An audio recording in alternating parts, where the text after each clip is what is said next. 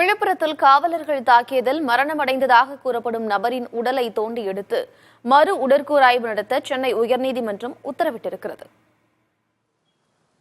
விழுப்புரத்தில் காவலர்கள் தாக்கியதில் மரணமடைந்ததாக கூறப்படும் நபரின் உடலை தோண்டி எடுத்து மறு உடற்கூறாய்வு நடத்த சென்னை உயர்நீதிமன்றம் உத்தரவிட்டுள்ளது. விழுப்புரத்தைச் சேர்ந்த ராஜா சட்டவிரோதமாக மது விற்பனையில் ஈடுபட்டதாக ஏப்ரல் 10ஆம் தேதி கைது செய்யப்பட்டார்.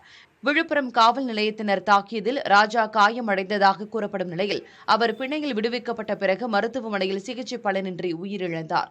இந்த நிலையில் ராஜாவின் மனைவி உயர்நீதிமன்றத்தில் தாக்கல் செய்த மனுவில் தனது கணவரது உடலுக்கு அவசரமாக உடற்கூறாய்வு நடத்தப்பட்டதாகவும் உடலை தகனம் செய்யும்படி காவல்துறையினர் மிரட்டியதாகவும் தெரிவித்திருந்தார். இந்த வழக்கை விசாரித்த நீதிபதி காவல் நிலையத்தில் இருந்த ராஜாவுக்கு உடல்நலக் குறைவு ஏற்பட்டவுடன் அவரை மருத்துவமனைக்கு அழைத்துச் செல்லாதது சந்தேகத்தை எழுப்பியுள்ளதாக சுட்டிக்காட்டினார்.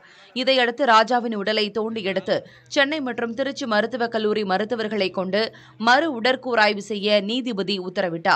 ராஜாவின் மரணம் குறித்து உரிய விசாரணை நடத்த உத்தரவிட்ட நீதிபதி சம்பந்தப்பட்ட காவல் நிலையத்தில் ஏப்ரல் 9ஆம் தேதி முதல் 11ஆம் தேதி வரையிலான சிசிடிவி காட்சிகளை பெற்று பாதுகாக்கவும் உள்துறை செயலாளர், டிஜிபி, வடக்கு மண்டல ஐஜி, எஸ்பி ஆகியோருக்கு ஆணையிட்டார்.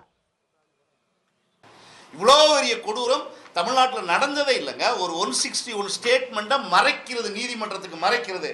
நானே ஒரு வெள்ளை பேப்பரில் எழுதி வச்சுக்கிட்டு மறைக்கிறது.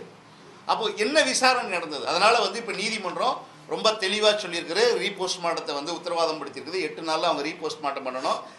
போஸ்ட்மார்ட்டம் பண்ணும்போது அந்த அம்மா உடன் இருப்பாங்க, ஸ்கேன் பண்ணணுங்கிற விஷயத்தை தெளிவாக சொல்லியிருக்குது.